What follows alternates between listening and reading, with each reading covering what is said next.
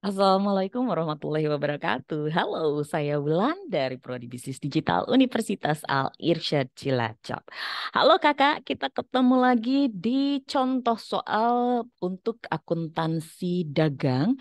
Kita masih membahas tentang FOB ya, atau biaya angkut. Oke, kalau tadi udah mulai mumet, tapi sekarang semoga bisa ada pencerahan ya. Oke, kita masuk ke contoh soal yang kedua. PT KLM berlokasi di Jakarta menjual secara tunai barang dagangannya seharga 222 juta kepada PT Delima yang berlokasi di Surabaya. Biaya pengirimannya dari Jakarta ke Surabaya 8 juta. Disepakati penjualan ini menggunakan metode FOB destination. Hati-hati, ini berbeda dengan tadi contoh soal di part sebelumnya yaitu FOB shipping point. Kalau FOB shipping point itu ditanggung oleh pembeli. Kalau FOB destination ditanggung oleh penjual. Seperti yang kita sepakati bersama, kita akan menggunakan metode periodik ya. Oke, kita lihat. Sekarang penjualnya siapa? Penjualnya adalah PT KLM. Di sini dia jualnya sebesar 222.000. Ini karena anggap dalam ribuan ya, dalam ribuan kita untuk memudahkan kita hilangkan 3 nol di belakang titik ini dianggaplah 222.000, oke?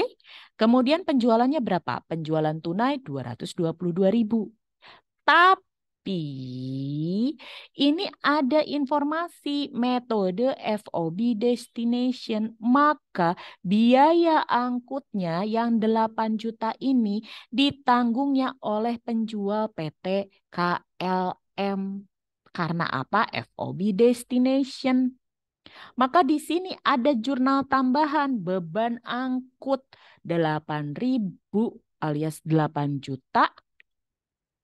8.000 kenapa tadi? Karena kita anggap ini dalam ribuan untuk memudahkan teman-teman pas ngitung. Tapi aslinya ini di soal 8 juta, maka di sini tulisnya sebetulnya 8 juta. Cuman kalau kalian mau mudah, maka diperbolehkan di dalam akuntansi ditandain aja kurung dalam kurung seperti ini. Seperti ini, oh, maaf.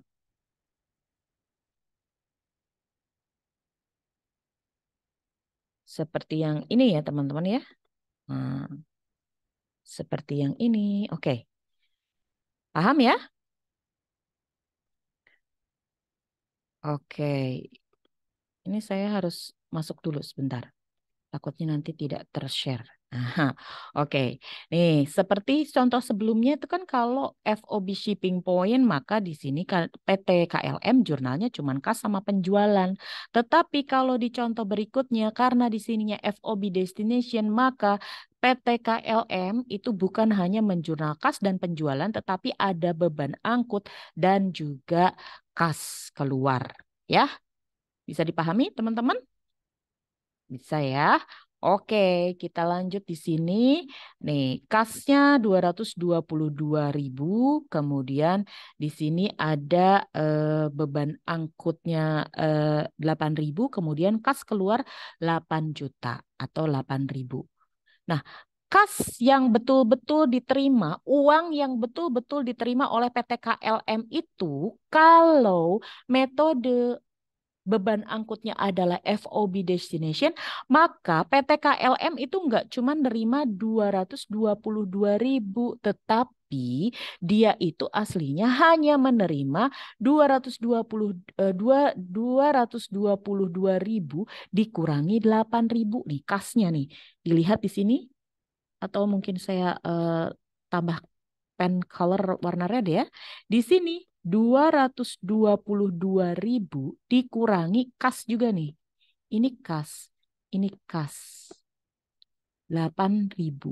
Maka uang yang betul-betul diterima oleh PT KLM itu 222.000 dikurangi 8.000 itu sekitar 214.000. Karena apa? Karena dia memang betul melakukan penjualannya sebesar 222.000, tetapi ada biaya angkut yang ditanggung oleh PT KLM. Paham ya? Kemudian gimana cara menjurnal PT Delima? PT Delima hanya menjurnal pembelian dan kas sebesar 222. Dia nggak ada urusan sama 8 jutanya ini atau 8 ribunya ini. Karena apa? Karena FOB destination. Semoga teman-teman paham ya. Kalau masih nggak paham juga, nanti pas kita ketemu atau kapanpun teman-teman ketemu sama saya, minta diagendakan kelas tambahan untuk pembahasan akuntansi dagang, boleh. Nanti teman-teman bisa diskusi lebih lanjut lagi. Oke ya, kita lanjut dulu. Oke, kita lanjutkan dulu. Ini sudah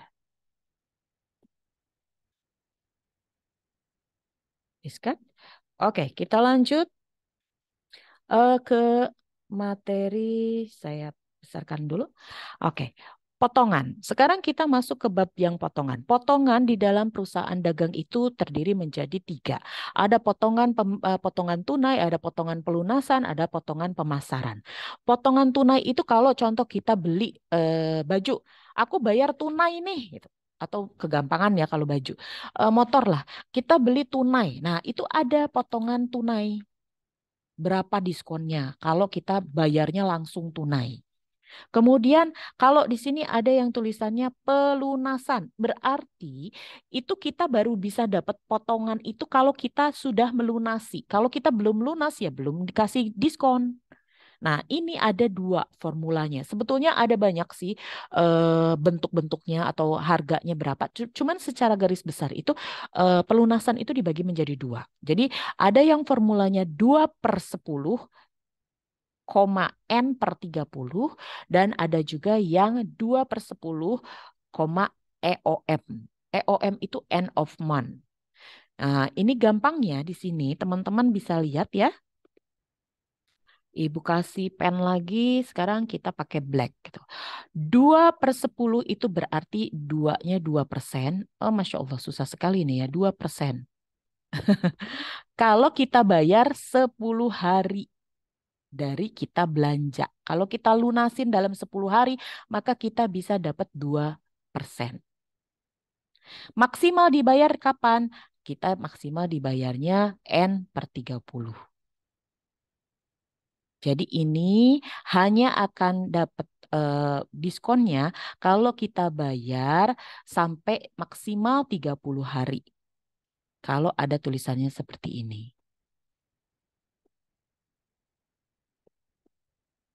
Oke?